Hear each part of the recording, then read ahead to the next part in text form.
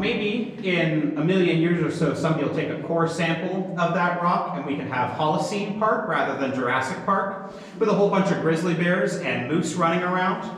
I do, though, have some good news about the worms. There were a couple of worms stuck earlier today. They're still there. They're going to take about 5 days to traverse this, but they have just enough motive force to be able to get off of this and get back to where they're supposed to be. Why do they come so far in here? What's in there for him? What's in here for them? They're digging through the same soil that the plants are digging through. So whenever those plants reach their roots down into here, they're chewing up the rock with fulvic and humic acids to turn it into soil to get access to the minerals, and in theory, if there is any fixed nitrogen in the soil. And so they followed in the same track that the plants did. And the mosquitoes, so they just fly in the entrance? Yeah, they just fly in the entrance. So all of this was broken open well before the entrance came open, right? Or when the entrance What do you mean? appeared? Well, you said that the entrance appeared at some point. This cave's been forming for 10 million years. Right. It may have been open for no more than 200. Okay. At least the entrance that we walked in through. But all the rest of it down here was already split apart like this. Right.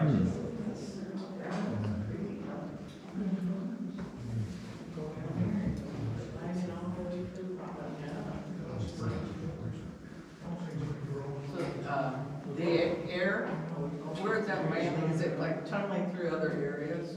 You say it's that way that we came in? So we think there's a sinkhole open somewhat further down the cave. We think this because we've been noticing the smell of the pack rats going into the in and out of the cave going down over time. When I started in May, it was absolutely awful smelling at the cave entrance, and that's been going down. Come on down, folks. We have room for everybody down on this platform.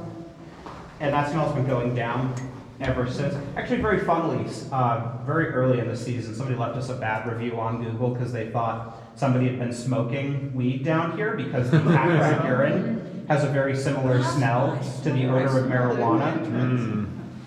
But no, it's been the pack rat urine the whole time, and we've noticed the smell going down. It's nowhere near as strong as it used to be. So we think they're actually coming in through this cave, somewhere through a back entrance, probably a sinkhole that's open on the other side that's also feeding us fresh oxygen into this cave, which is why it's not particularly musty and weird smelling down here, at least as far as caves go.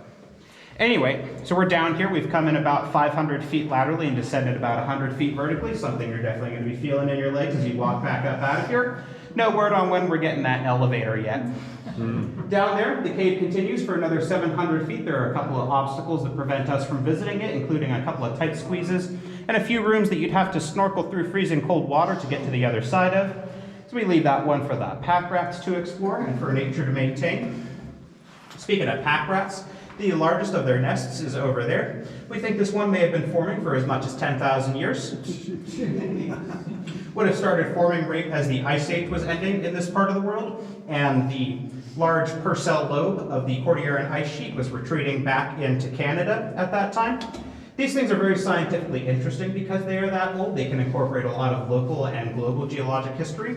So you can drill into these things and pull out samples and read them very similar to tree core, but instead of picking up growth layers, you're reading pollen counts for each year. A larger pulse of pollen means a relatively warmer year than a pulse with less pollen in it. You can also do isotopic studies.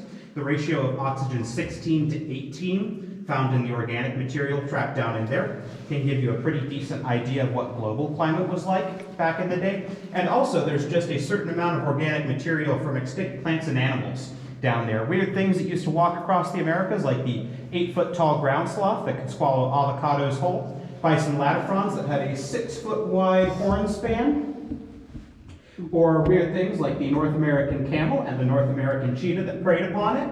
All sorts of weird stuff was going on in the Pleistocene in this part of the world. Mammals really have cooled down quite a bit since then.